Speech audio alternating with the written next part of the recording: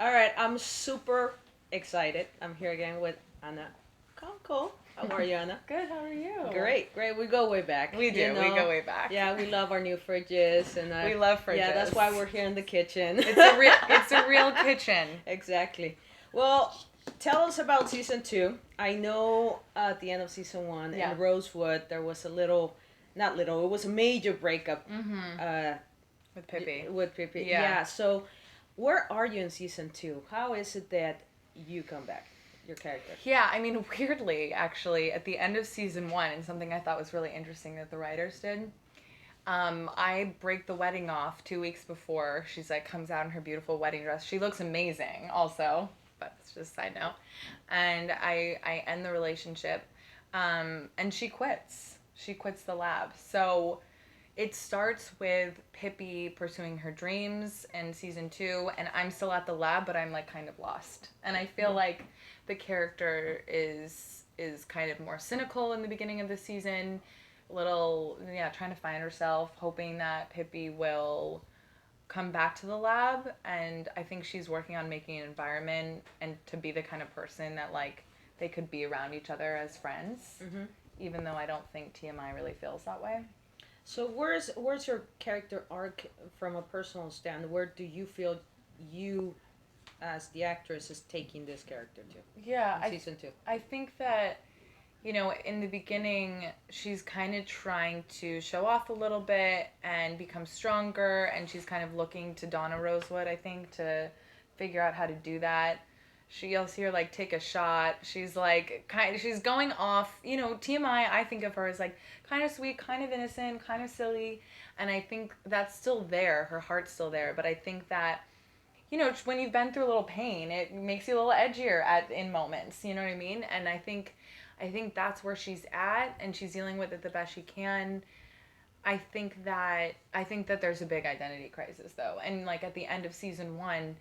There's a guy that she's been flirting with, Mitchie, who's played by Sammy Huntington, and it gets inappropriate, and that affects her relationship too. So I think even the aspect of being a gay woman and telling her parents that she's out, what does it mean that she's had this flirtation with this man? So I think there's a big identity shift to be grappling with, and I think that she's going to be exploring all of those things. Now, the fans' response after the breakup. Yeah.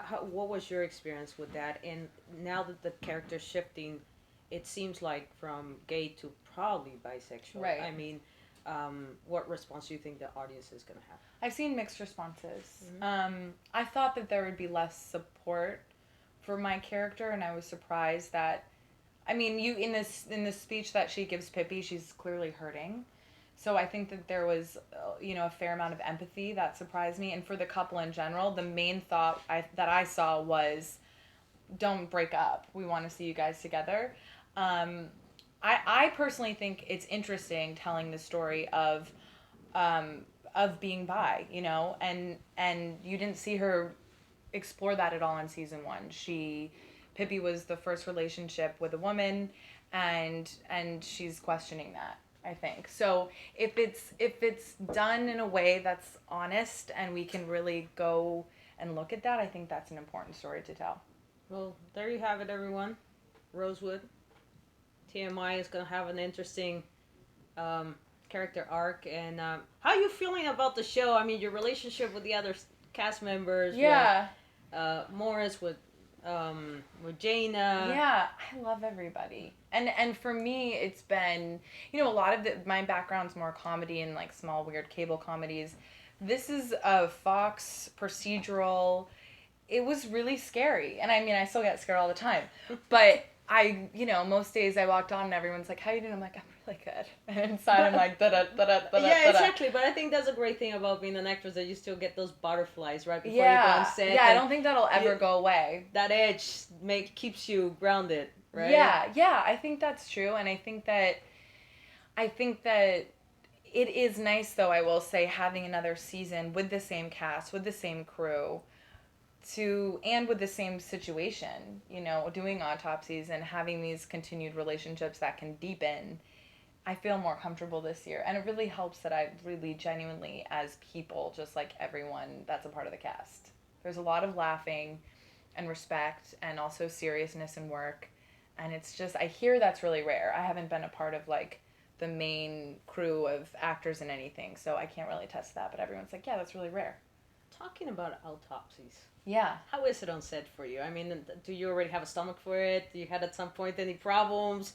Was it kind of gross at times? Yeah, I mean, I definitely walk on a set and do that, and then it's fine, because then the person's like, yeah, I'm very often, because these are usually, you know, people, we don't usually use dummies, that are, the dummies actually are a funny scenario, because you can just kind of like, you'll start talking to them, and you think you're funny, or just me, maybe. And then, can't do that anymore, it's just people, and you forget they're real, and so all of a sudden they sit up, and, you know, you're like, whoa! Oh my God, you know. But for the most part, you know, you're chatting the whole time, but they have these like open chests, and then they're like, "How was yoga yesterday?" You know, it's the autopsies between takes are comedy. I wish people could see the that. bloopers, man, the bloopers. The bloopers, yes, with the latex and everything. But yeah. it gotta be weird. Like it is, yeah. And the makeup's so amazing. Vivian Maxwell is really amazing, and but yeah, it's vivid. You know, and sometimes the cases are really depressing, and in many cases they're reflections of what's really happening, and that's pretty intense. But it really makes you appreciate law enforcement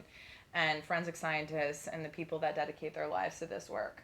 Okay. Yeah. So I know I don't have much time left, but before we go, last question. Okay. What do you do to break out of precisely that, the depression, or if the episode was too intense for you? Yeah. On a personal level, how do you break out of this? Yeah, I don't know. I'm an emotional eater. To be honest with you, I wish I could say like I go and I run and I like let it out, or I like meditate. I'm like, I need Ben and Jerry's, a pint, you know, and I feel better. I mean, yeah, I vacillate. Sometimes I feel fine, and I'm like, okay, did my job. The state of the world is the way it is, you know, we're and proud of being in entertainment like we all are, and being like, you know, we get to be a distraction or a message or whatever day to day, and that's great.